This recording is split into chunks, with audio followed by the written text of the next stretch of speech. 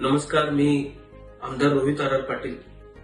माझे आमदार सुमंत आर पाटील यांच्या शिफारसीनुसार आणि त्यानंतर प्रस्तावित असलेले काही प्रकल्प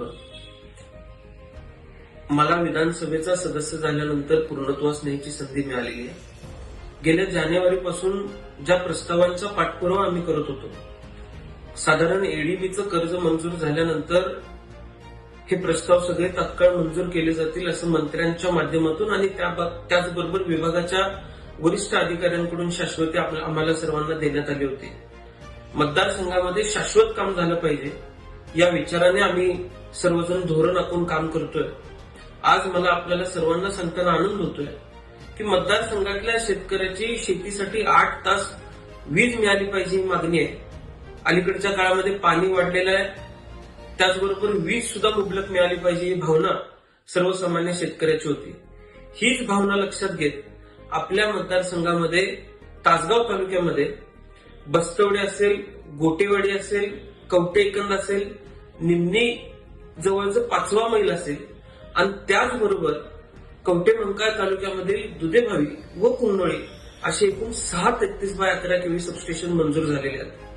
यामुळे सर्वसामान्य शेतकऱ्याला शेतीसाठी 8 तास लाईट मिळणार आहे आणि आपल्या गावामध्ये सुद्धा मुबलक विजेचा पुरवठा या माध्यमातून करण्याचा प्रयत्न आपण सर्वजण करणार आहे. मला आपल्याला सर्वांना एकूण 40 ते 45 गावांना या सबस्टेशनचा फायदा होणार आहे हे सांगताना मनापासून आनंद होतोय.